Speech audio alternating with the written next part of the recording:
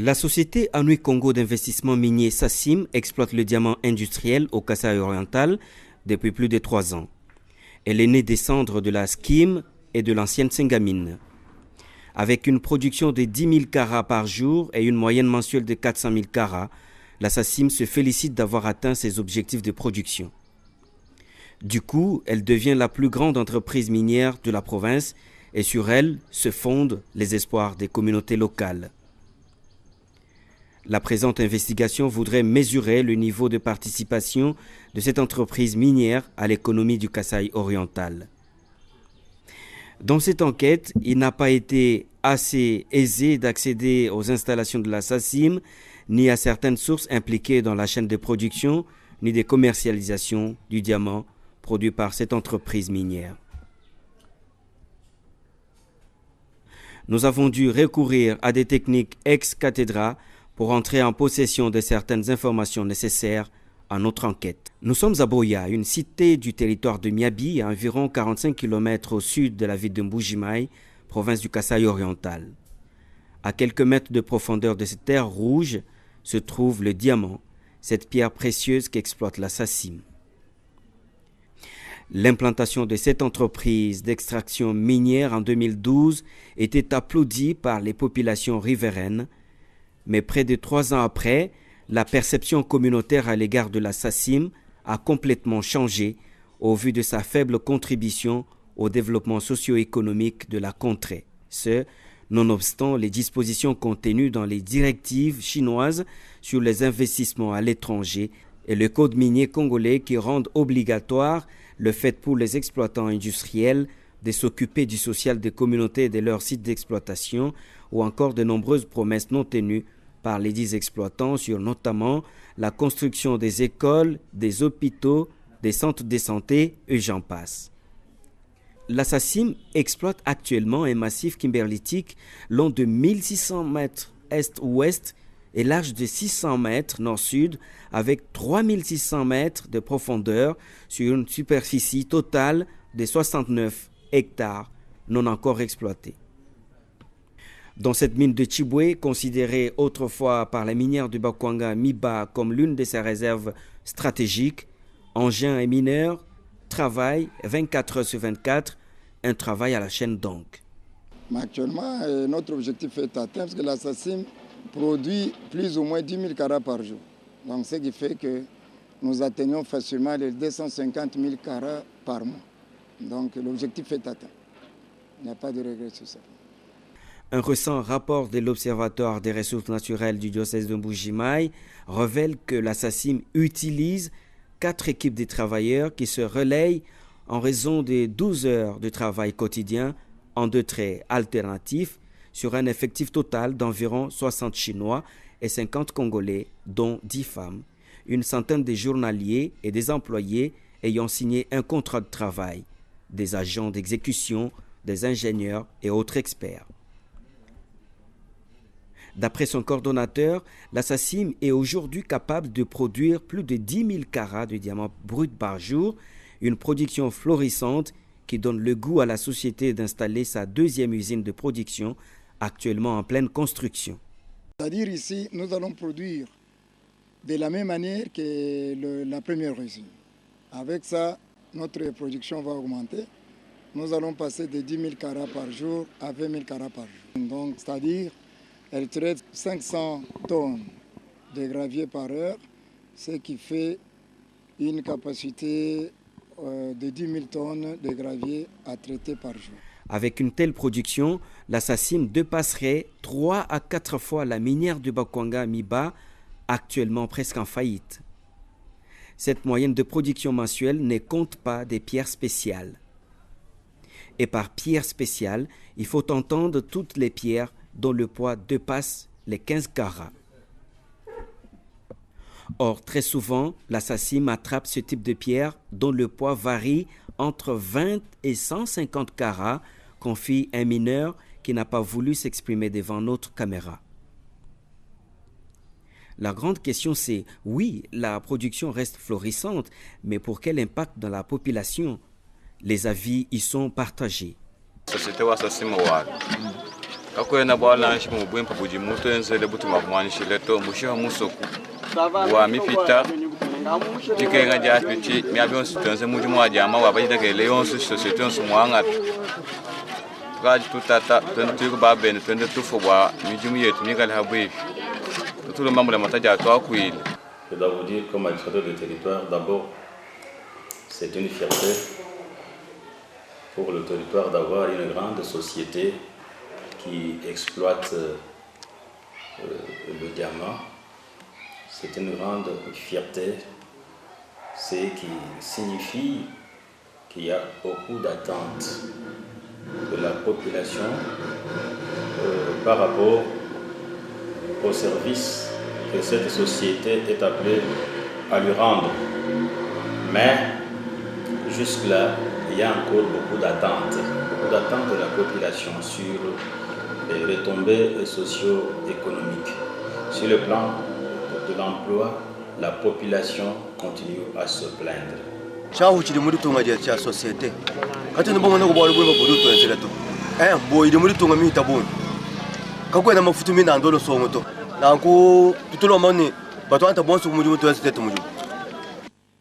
Nous voulons que les riverains, les populations riveraines se retrouvent. La SACIM a occupé les endroits que nos ancêtres, nos grands-pères, nos grands-mères faisaient leur champ, non seulement le champ, et que toute la population jeune s'est retrouvée aussi en cherchant des minéraux.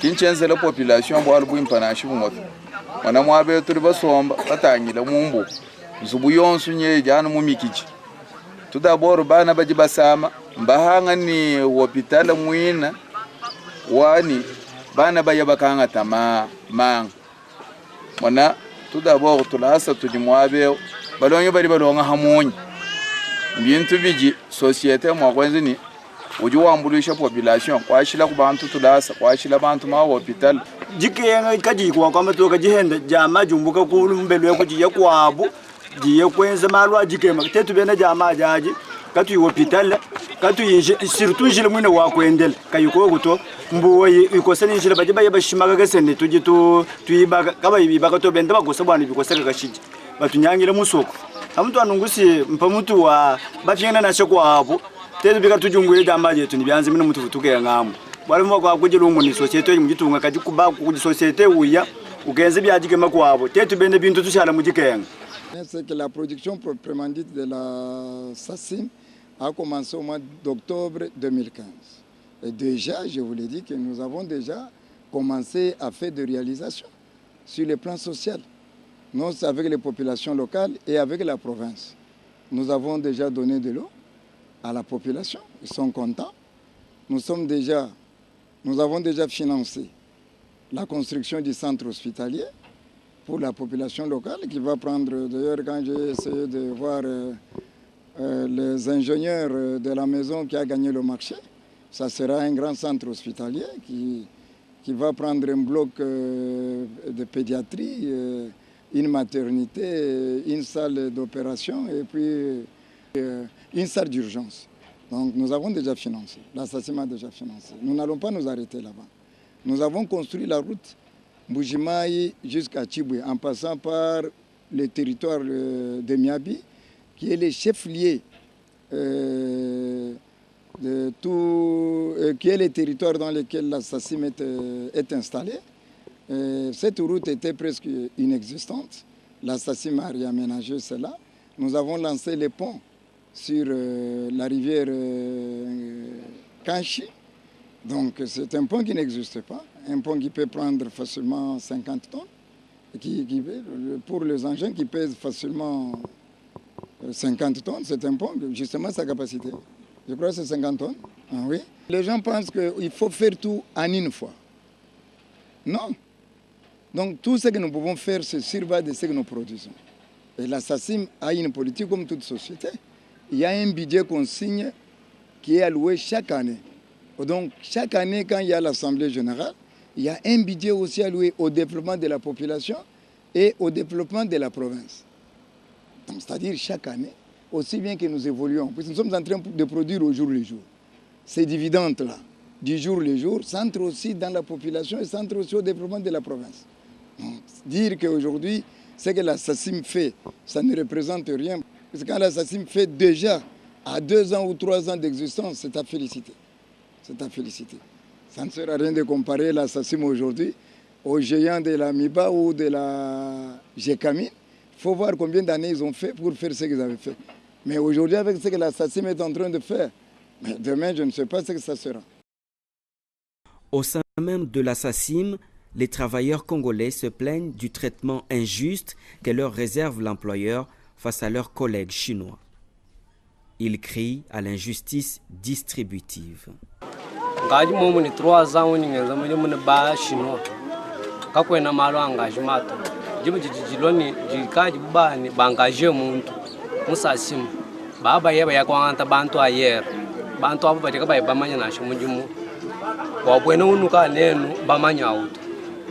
Chinois a dit traiter les journaliers comme esclaves.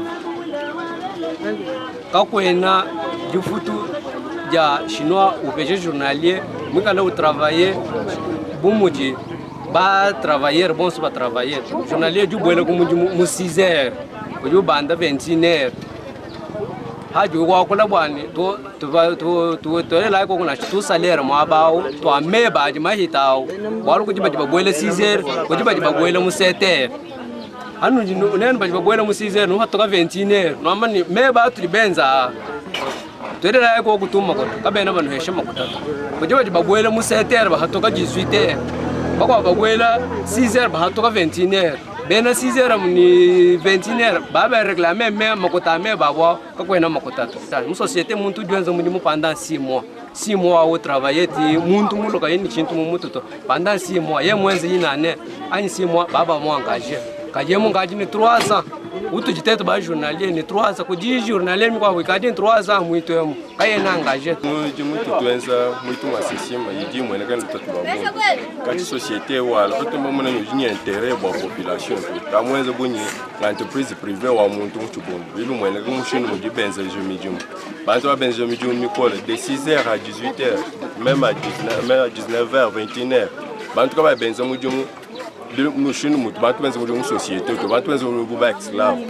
Pindieu, hatutu yo kudu futu, bantu futu moins de $10. Mautajiga ya kumalana na shini mudu bantu benzetu. En plus, bantu, balima kwenze mudu manasha, nasha 4 ans, nasha 5 ans, quand même moi engagé. Donc bien ça les jeunes, ba société wa SACIM kene mo intérêt ya ba mionze bu entreprise privée wa bantu kampanda bali kumutu. Benzenyo magalenga ya shaki bwa chintu tulomba bwanyi. Balongolo la ko malu bantu bamuna kubwela ku mijimu la population boyo budi population wa buni na ce territoire wa miabi na ce kumbujuma bangu pesa franga ne sande nani dit $5 $5 duenze chi nengo amuye mwana umimana mutoka wa bena 5000 udimimana mwaba uduenze le mutu mujuma kudi tuku ulokuveta ku le 30 uveta ni $2,500 ni $3,000 umvo mwentu bone jitunga uvete bikasi bikabi na shibu kusuma ina shingli ndo bokula na shibu kusumba kudi exam cha kubala kabaka timu tatu abu toto bantu bakula gaja bumuji nzubu yende yofwe binde tudiji sante binde 4 mètres nzubu senato ni mpete. On ne sait pas comment on peut parler de traitement équitable. Il y a des expatriés, il y a les Congolais. Chacun signe le contrat de sa manière. Ces gens, ils viennent, ils signent leur contrat avec AFEC, qui est l'allié des SKIM, qui représente la République démocratique du Congo. Ils signent leur contrat, il y a des privilèges. Même ça, vous le savez vous-même, dans chaque contrat, il y a les privilèges pour les expatriés, il y a les privilèges aussi pour les Congolais. Vous n'allez pas me dire que puisque vous occupez la même fonction, vous devez être payé de la même manière. Même en ce qui concerne les Congolais, il y a toujours des différences selon la fonction qu'on occupe. Par ailleurs, pour mieux assurer son exploitation, la SACIM a dû dévier les eaux de la rivière de Tchiboué qu'elle a complètement polluée à la suite de son activité d'exploitation. Elle pratique la déforestation à la recherche du bois à usage divers, poteaux électriques, bois de chauffe, ce qui engendre l'extinction de certaines espèces, indique le rapport de l'Observatoire des ressources naturelles du diocèse de Mbuji-Mayi, évoqué si haut. Les communautés locales se plaignent du manque d'accès aux avantages que procure cette exploitation minière. L'honorable Kazadi, élu de Miabi, s'insurge contre le manque d'attention de la SACIM envers les communautés locales. Nous voulons la présence de la SACIM, mais jusque-là, nous voulons que l'impact de la SACIM se fasse sentir et dans la population et au niveau de la province. Donc, je crois que nous continuons à mener ce combat.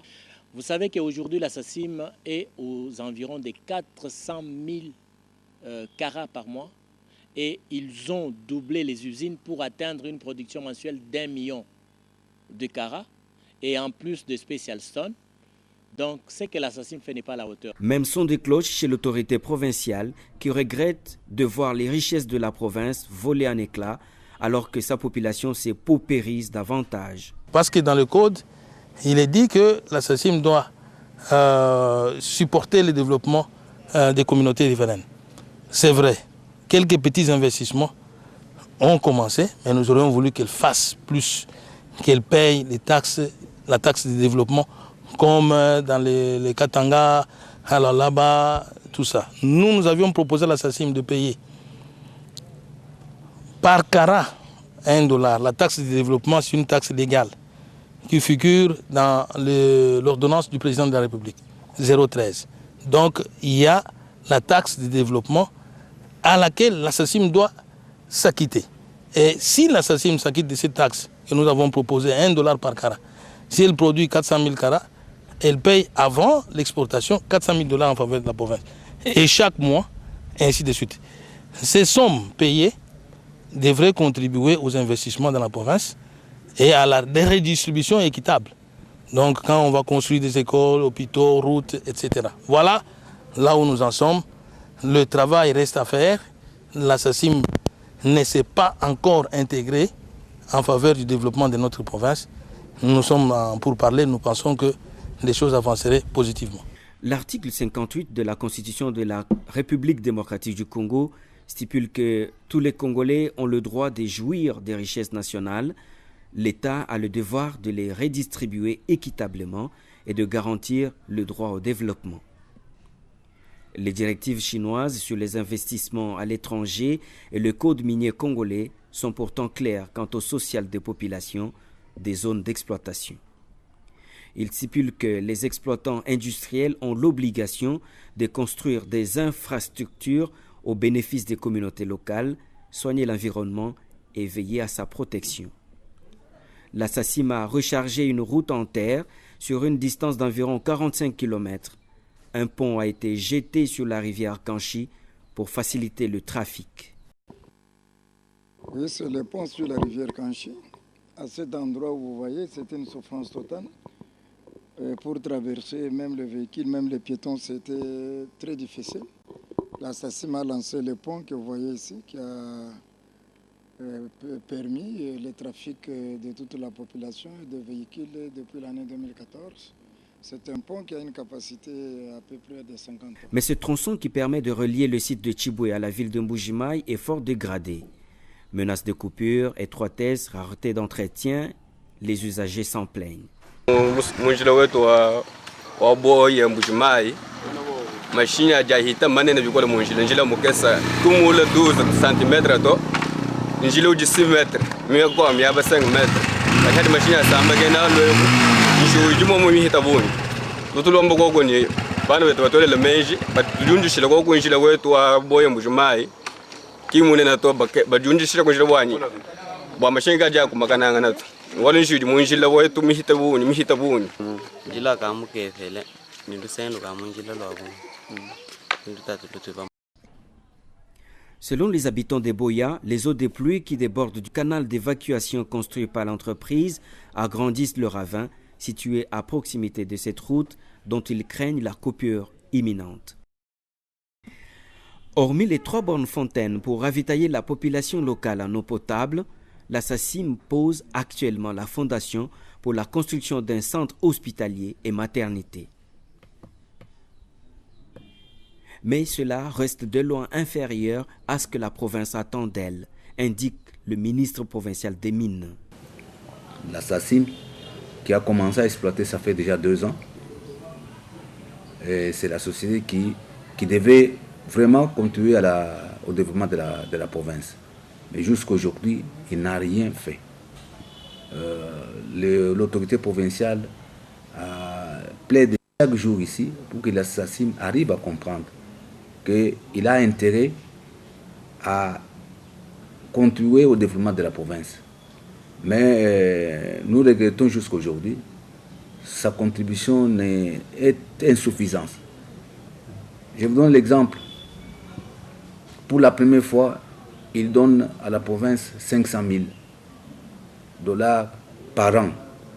Si nous le divisons par 12 mois, c'est comme s'il contribue à 40 000 $ par mois. C'est quelle contribution pour une grande province comme ça?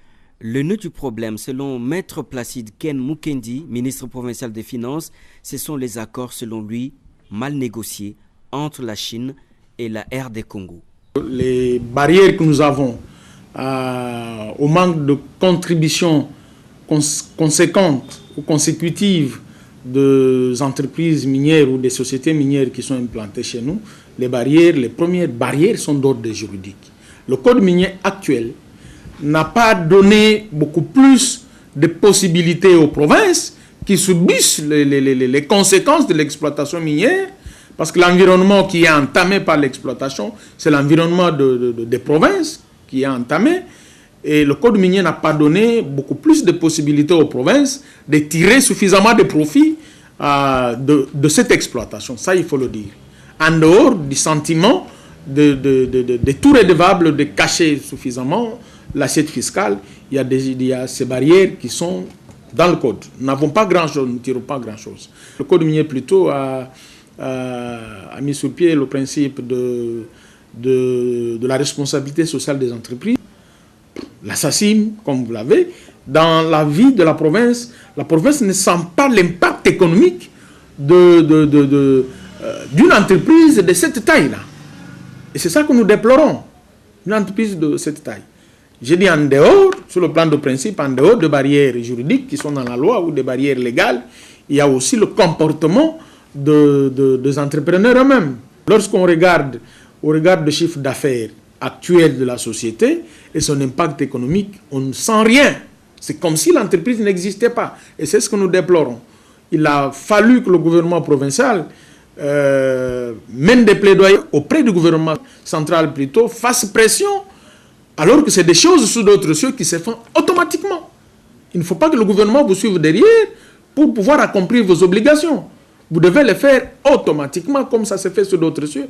Mais chez nous, pour par exemple que la SACIM contribue au développement de la province, exécute ses obligations découlant de sa responsabilité sociale, il faut que le gouvernement suive derrière, fasse un plaidoyer auprès du gouvernement central. Et ça fait regretter. Ça fait regretter, mais nous disons que c'est un défi, nous devons nous battre pour ça. Le gouverneur de province déplore un accord négocié en l'absence de la province du Kasaï oriental. Quelques reproches adressés à l'endroit du gouvernement de la République, c'est qu'on ne devrait pas signer des conventions avec les sociétés qui travaillent dans les provinces sans associer les provinces. L'État étant unique et il travaille aux échelons différents,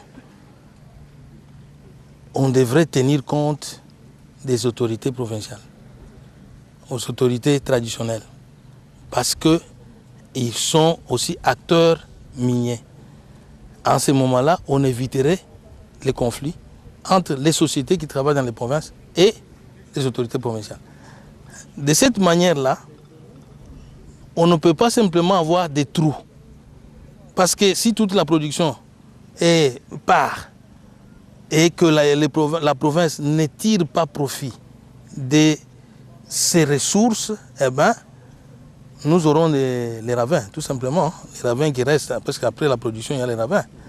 Et rien, pas de retombées positives en faveur du développement, de l'avancement de notre province. Là, nous reprochons cela.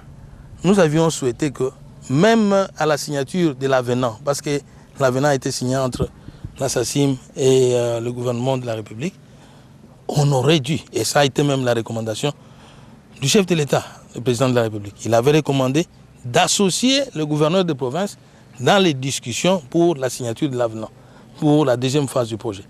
Mais hélas, nous n'avons pas été invités. C'est là, ce sont là les reproches que nous adressons au gouvernement de la République. Mais aussi, la SACIM elle-même, qui devait comprendre qu'elle travaille dans la province et qu'elle doit être en bon terme avec les autorités provinciales, avec la population autochtone, avec la population de la province. Ça, ce sont des reproches très sévères que nous adressons à l'endroit de la SACIM. Toute la production de la SACIM est vendue à Kinshasa. L'entreprise paye certaines taxes, parmi lesquelles la redevance minière, 4% sur chaque vente. Ce montant est versé au trésor public par voie bancaire. Mais avec le système déclaratif appliqué par la RDC en matière de taxes et impôts, l'État congolais accepte les montants tels que déclarés par la SACIM, se basant uniquement sur la bonne foi du déclarant. Les explications du directeur provincial de la Direction générale de recettes administratives et domaniales, DGRAD. La SACIM est une société où l'État a des départs, des actions. Maintenant, tous les paiements se font conformément aux dispositions de l'accord. Mais ce qu'elle paye, c'est ce qui est prévu dans l'accord. Mettons, il produit 1000 carats. Pour vendre ces 1000 carats, il les vend à $200. Un exemple. L'État dit, voilà, pour ces $200, vous payez 4%. C'est ce qui m'intéresse. Alors, mais maintenant, l'affectation de cet argent-là pour peut-être le développement de la contrée là où il exploite, ça c'est un autre problème. Mais au moins, on sait que bon, les dispositions du code minier ou de l'accord signé avec la République sont respectées. Voilà. Donc ça représente quand même, parce que pour nous, la DGRAD ici, si nous produisons des recettes, c'est essentiellement ça. Il ne faut pas se voiler la face. Si nous atteignons 340 millions par mois, c'est peut-être 150 millions de SACIM. Et, par exemple, 150 millions de SACIM, 20 millions ou 20 000 de la MIBA, et peut-être $15 000 de Sojewis, parce que Sojewis, par exemple, pour ne pas le citer, c'est une société semi-industrielle, tout ça. Voilà. Donc SACIM paye, ce qui nous concerne ici. Alors, quels sont les actes générateurs de recettes en ce qui concerne la SACIM, par exemple? En ce qui concerne la SACIM, c'est juste la redevance minière, et les droits superficiaires par carré, c'est-à-dire la superficie, les champs sur lesquels ils exploitent, ils doivent payer, on appelle ça des périmètres. Le périmètre, un périmètre contient un nombre de carrés, de mètres carrés. Les droits superficiels, ils payent, mais comme la direction générale à Kinshasa, ils nous présentent les preuves de paiement, mais nous, on doit certifier ça. À partir de Kinshasa, voilà, vous nous avez présenté telle preuve en copie. On doit vérifier si réellement la note de perception, la preuve de paiement, par exemple, Robank, Citibank, est-ce que c'est retracé? Voilà. En tout cas, pour nous, la DGRAD, les grands contributeurs, c'est la SACIM. Alors, les circuits pour SACIM, c'est comme les circuits officiels, les circuits recommandés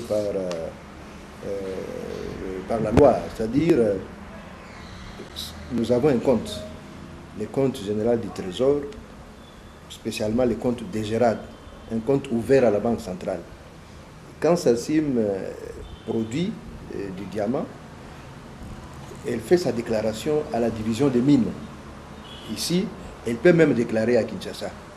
Mais elle nous appelle pour qu'on envoie les titres de perception, la note de perception. Et la note de perception, c'est, comme je vous l'ai dit, c'est 4% sur la valeur de la vente. Et à partir de ça, nous scannons, un délégué vient retirer la note de perception. Il paye dans une banque de son choix, à n'importe quelle banque, à n'importe quelle province, pourvu que ce soit le seul compte du Trésor. Et notre receveur centralise tout ça. Chaque mois, le receveur principal donne la situation de chaque province pour les affaires foncières, voilà, pour les mines, voilà, pour la culture et art, voilà, c'est que votre province a réalisé. La traçabilité n'est pas... Le problème, c'est surtout maintenant, est-ce que c'est ce qu'il déclare, est-ce que c'est ce qu'elle a produit? Ça, c'est un autre problème, ça, c'est un autre débat.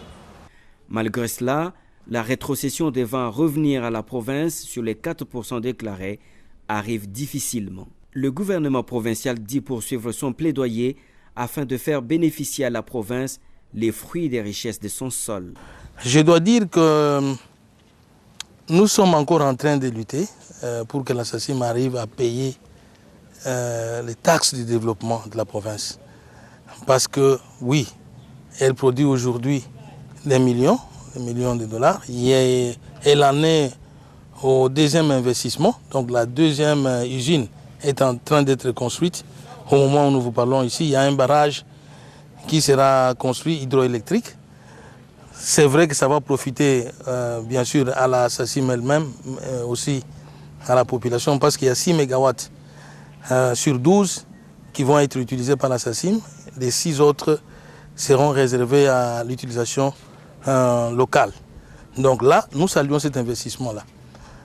Mais il reste un problème réel, lequel il faut que la SACIM s'acquitte de ses obligations de payer les taxes et impôts dus à la province. Même s'ils ont signé la convention avec le gouvernement central. Parce que là aussi, nous devons relever quelques faiblesses. Il faut que la SACIM, travaillant chez nous, ait ses bureaux ici chez nous, parce que sa direction, sa haute direction est installée à Kinshasa. Contrairement aux sociétés comme Gécamine, aux sociétés qui travaillent dans le Katanga, dans l'ancienne province orientale et dans le Kivu, ces sociétés ont leur direction générale, leur haute direction dans les provinces où elles travaillent. L'avènement de la SACIM peut être salutaire pour le Kasaï oriental et pour le territoire de Miabi. Il faut cependant des gros lobbying pour y arriver, comme le préconise ici le professeur Chimanga Moulangala. Bon, pour le moment, la SACIM est en stade préparatoire. Mais on a constaté sur place que la SACIM a déjà créé une centrale. La SACIM a aménagé une centrale hydroélectrique de Movo.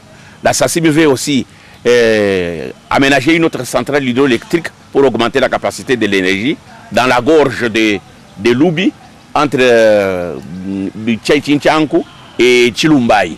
Donc, ça c'est des points positifs. La SACIM engage en quelque sorte une petite fraction de la population. La SACIM a encore beaucoup à faire dans les milieux. Si la SACIM se comporte comme un pivot, donc ça peut sauver et la province et Boya. Si la SACIM se comporte comme le Nil pour l'Égypte, donc Boya va se développer. On va urbaniser Boya, qui joue un rôle entre Moujimaï et des régions du Kasaï central, l'Omami. Pratiquement c'est une zone en sandwich. Bon, si on arrive à urbaniser Boya, donc Boya va jouer un grand rôle. C'est qu'on demande à ce que les produits de la SACIM puissent profiter au milieu et puissent profiter à la région. Donc nous tous ici, nous regardons à la SACIM comme salutaire. Un secteur minier florissant et vecteur essentiel de la création d'emplois, de l'augmentation des revenus des populations et de recettes de l'État. Un appui solide au développement économique de la province et du pays. La population locale n'est pas informée ni sensibilisée sur ses droits. Elle assiste passivement à ce qui se passe sur ses propres terres. Il faut donc des lobbying et des plaidoyers assez forts afin de déboulonner la machine et amener la SACIM à apporter sa contribution attendue au développement du Kasaï et de la République démocratique du Congo.